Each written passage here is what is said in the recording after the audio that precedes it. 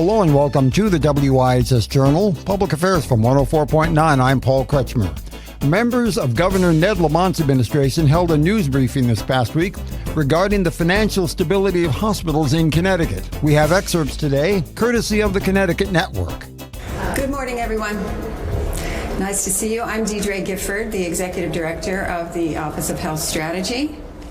And we are here this morning to talk about very important proposal from the governor, Senate Bill 9, which is all about hospital financial stability. And you'll hear from Commissioner Jutani, Senator Anwar, and the governor about this really important issue. The bill would really address something that we have seen happening not only in Connecticut but around the country, and that is some practices that have implicated the financial stability of our hospitals. Hospitals are a critical part of the public health infrastructure, and so we need to make sure that we understand what's happening with their finances and that we do everything that we can to protect that stability. We also want to make sure that the state is prepared to take action if needed when we see instability in hospital finances. So the bill would accomplish broadly two things.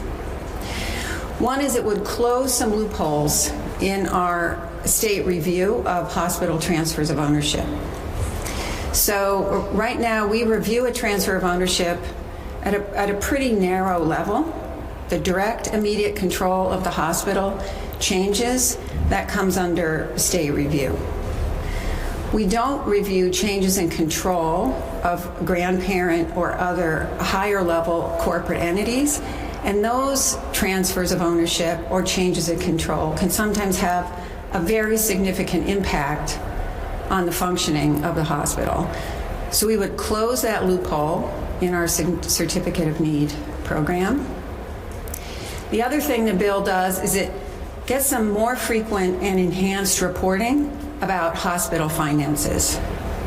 Right now, our office, the Office of Health Strategy, receives an annual report on hospital finances based on their audited financials. We get that information in the spring for the prior fiscal year, so it's usually 5 to 6 months old when we receive it, and then we issue a report after analyzing that information in the late summer or early fall, so almost a year after the close of the fiscal year. Sometimes hospital finances are stable, that's not an issue, but when there is challenges with the hospital and they're getting behind on things like rent, on things like taxes, on things like paying their employees' health care premiums or health care costs, the state doesn't always have a window into that and isn't able to intervene. So SB 9 also proposes some enhanced and more frequent reporting by hospitals to the state. So it's really about ensuring that this critical part of our public health infrastructure remains stable, that we have a window into transactions that might damage the financial stability of a hospital, and we close loopholes in current law that allows some of these transactions to take place. So that's an overview of the bill. There's some elements that directly impact the health department and emergency department, so I'm going to turn it over to Commissioner Jutani.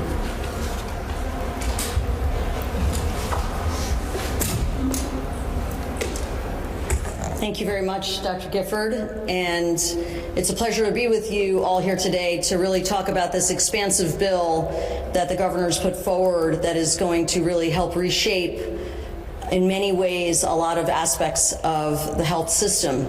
And for us at the Department of Public Health, our mission and what we are tasked with is really ensuring healthcare quality and safety. So there are two important provisions that relate to quality and safety of healthcare within this bill, which will really help us do our job better and ensure high quality care for all residents in the state of Connecticut. For many of the things that we provide oversight and care for, we are governed by federal regulations. We are governed by CMS, and we have the authority as the agent that is doing the work on behalf of CMS in the state of Connecticut. But there are some things in Connecticut that are unique to Connecticut and that are unique reporting requirements to the health department as a state. So to give you an example, if you have an adverse event that happens in a hospital, let's say somebody falls out of the bed, let's say it hits their head, it is the requirement of that hospital to notify the health department. If they don't do that, right now we have limited recourse. The only thing we can do is say we're going to suspend the whole license of the hospital, which we wouldn't do for just one adverse event. Civil penalties are now included for state law, and that is part of what this bill puts forward. If a hospital doesn't, for example, report an adverse event in a timely fashion, we now have the authority to impose a civil penalty that we did not have before, and that's specifically under state law. So that's just one example. The other part of this bill that also will help us ensure quality of care is some rules and regulations around going on diversion for hospitals. So again, another example. A few years ago, I came into this job and we had a children's behavioral health crisis going on. And through lots of work through the state and other partners, there have been more beds brought into the system and other interventions put in to alleviate that pressure. We've been watching that very closely and things have been much better. But whenever a hospital calls or says that they need to go on diversion, right now we have no authority and there is no guidelines as to who goes on diversion and when that happens.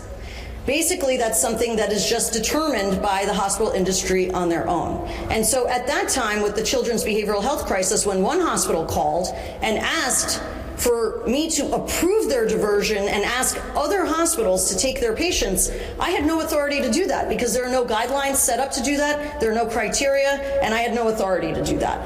So putting in some guidelines and rules around what qualifies you to go on diversion and that you have to notify the health department that you're actually going on diversion can really help us ensure that patients, if they are sick, are going to an appropriate hospital and there's enough bandwidth in the community at large to be able to accept patients into the emergency department. So these are two very important provisions included in this bill that'll just allow us and help us do our job better at the Department of Public Health. Thank you. I'll turn it back to Dr. Gifford.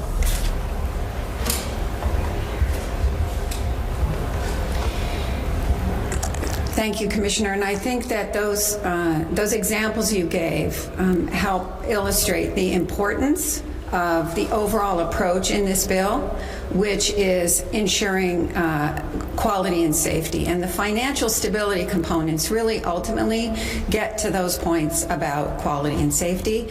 If hospitals are experiencing severe financial distress, we want to make sure, like the Commissioner's team has been doing, we want to make sure that there is no impact on quality and safety. So now I'd like to introduce a partner in these efforts, the co-chair of our Public Health Committee, Senator Saud Anwar. Thank you so much, Commissioner Gifford, Commissioner Jutani, and Governor for your leadership. Healthcare systems have changed so much, and every year new things are happening. But one common theme is that when something goes wrong, everybody expects the state to step in and help out. And this bill is starting to look at what the state needs to know to be better prepared and be able to prevent things from going wrong, rather than do it towards the later part of when things have already gone wrong. And I said this in the committee meeting, we have passed Senate Bill 9 out of Public Health Committee, and we are passing this bill. I said, bad actors make good bills. That was the voice of Connecticut Senator Saud Anwar, a physician and also a member of the General Assembly. Deidre Daly from the Office of Health Strategies was heard earlier, along with Manisha Jathani, who is the Commissioner of Public Health for Connecticut. For further information, call us at 860-346-1049. Our thanks to the Connecticut Network for their assistance in today's broadcast. More of it tomorrow. The opinions expressed are those of the participants, not necessarily those of the staff or management of the station. I'm Paul Kretschmer for the WIHS Journal, Public Affairs from 104.9 WIHS.